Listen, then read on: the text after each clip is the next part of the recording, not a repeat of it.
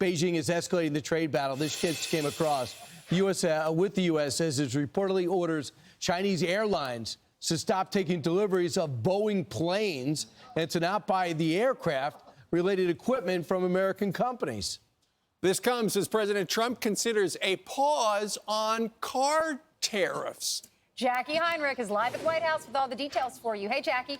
Hey, good morning to you guys. That's right. Bloomberg is reporting this morning that China has ordered its airlines to halt deliveries of Boeing jets and all aircraft-related parts, causing shares of the company to drop 4.6% in pre-market trading.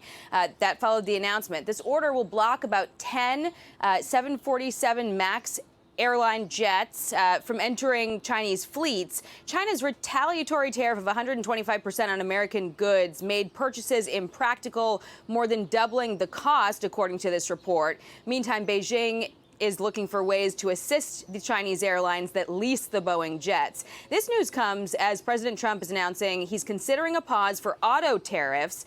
Last week, he said no such exceptions were under consideration, but he also cautioned that he will stay flexible. I'm looking at something to help some of the car companies where they're switching to parts that were made in Canada, Mexico, and other places, and they need a little bit of time because they're going to make them here, but they need a little bit of time. So I'm talking about things like that. NEC Director Kevin Hassett said on Kudlow yesterday the U.S. has solid trade deal offers from about 10 countries, but the real number is north of 10. The offers just aren't quite there yet.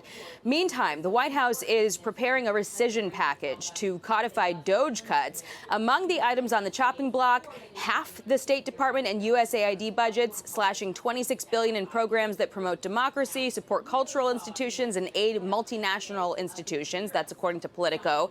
Plus, the New York Post is reporting billions in federal funding for NPR and PBS is also on the chopping block. OMB Director Russ Vought saying, quote, since day one, the Trump administration has targeted waste, fraud, and abuse in federal spending through executive action, DOGE review, and other efforts by departments and agencies.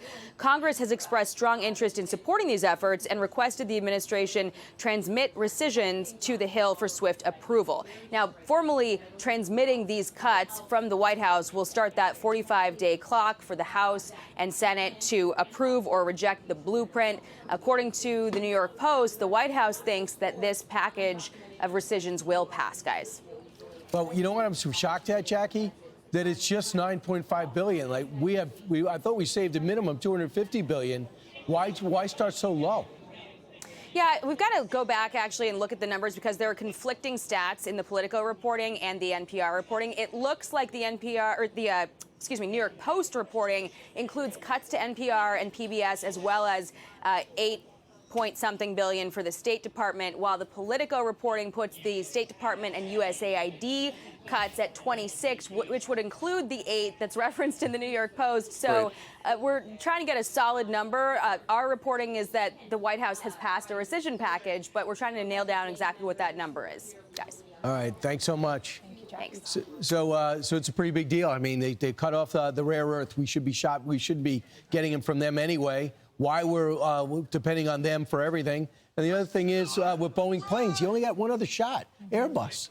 So it's either you want Boeing or you want Airbus, but Airbus just can't replace something that takes time to produce, Lawrence. Yeah, it's gonna be some pain here, Brian. I mean, there's just no sugarcoating it. I hate that it had to be this moment that we started doing manufacturing in our country, because it seems like in many respects we're just not prepared for it. Right. Maybe the president can get some type of operation like Operation Warp Speed, where we start to produce at a massive scale. But I also think that it's just very interesting, as I made the point yesterday, that China is willing to stop planes when they didn't want to stop the planes when there was a pandemic going on. They could have notified the world. If China wants to get into action, they're showing that they can do it. I just hope we're ready for this fight. I think there's a lot of people, and I'm going to be talking with diners later on today, that support the president because they feel like this is the patriotic thing to do, to make here, build here, and that they feel like it's a safety issue for our country. Ainsley. Lawrence, two things. Yesterday, Walmart said that they looked at their first earnings report for 2025, no negative effect from these tariffs. 70% of their goods are made in America, and that's what Trump's trying to do for industries. He's listening to the car industry. They're saying, can you rethink this? Can you pause this for just a little bit? And he's listening to the people. But a lot of people out in America, they love this. Everywhere we go, people are saying they love it.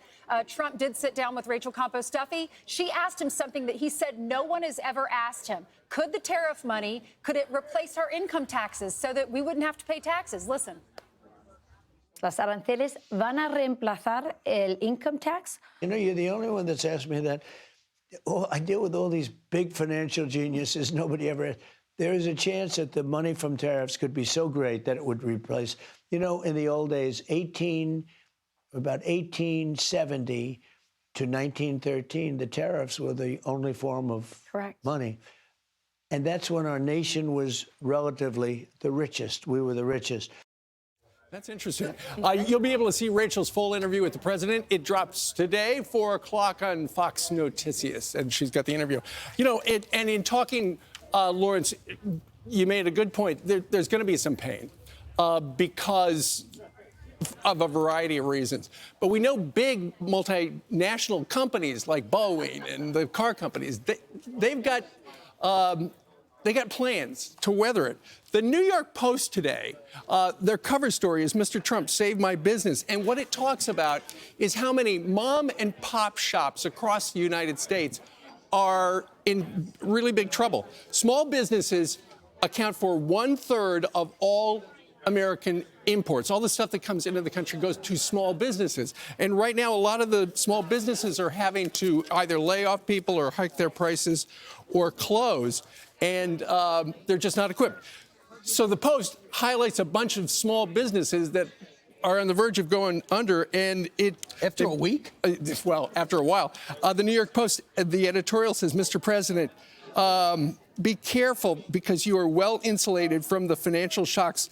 They have no clue about how the surcharges are clobbering small business owners and their patrons. So while a big company has got deep pockets, it's the people who are living paycheck to paycheck as a small business operator that are really feeling the pain. A lot of them voted for Trump. A lot of them want the tariffs to work, but right now it just hurts. But it's projected pain because, we're talking about something that happened 4 days ago, 1 week ago, or, depending on, and the president's phased other things in. The other thing is the president's doing exactly what he said he was going to do. He said he's got to reconfigure all these relationships. He said 10 came in with strong deals yesterday. Also, that big story about NVIDIA, Lawrence, the chip maker announced it would produce supercomputers for artificial intelligence entirely in the U.S. That might be the #1 company in the world. Yeah, let's actually talk with some of the people about that, Brian, because I think this tariff thing, we're so outside of the bubble sometimes that we miss what the American people are talking about. Let's go talk with some folks here. Hey, how y'all doing? Let's go over here. Hey, how y'all doing? Let's talk about the tariffs, if y'all don't mind. What's your name, ma'am? Kathy. Kathy, and what's your name? Jim. Okay, so I've been talking with folks about this tariff issue. Some people feel like we need to take the power back from these other countries. We need some fairness. And some people feel like we're going to have some pain. Where do you stand? Or do you support the president's plan here, or are you concerned?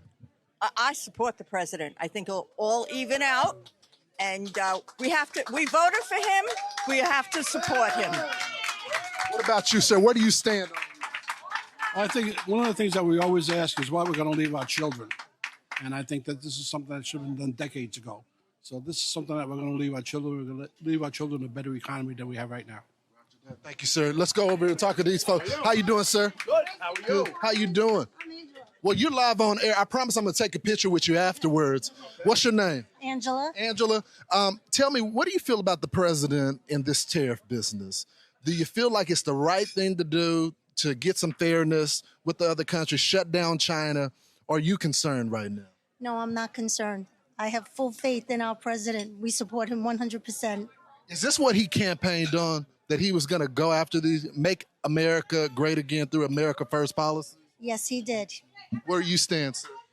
Absolutely stand behind the president. Number one, he actually his masterful plan, played China like a fiddle, and you got to say that may be rough the next few weeks, but we'll get through it, and it's totally the art of the deal.